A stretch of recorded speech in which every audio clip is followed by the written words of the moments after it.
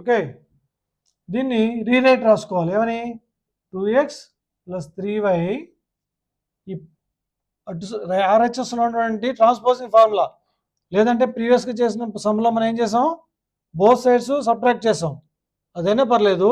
లేదంటే transposing plus కాబట్టి ఇటు వచ్చి -4.37 = 0.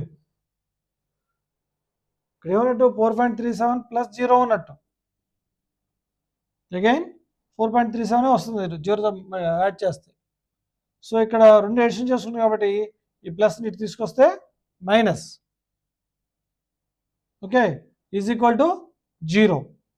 ఇక్కడ చూడండి, this is like ax + by + c =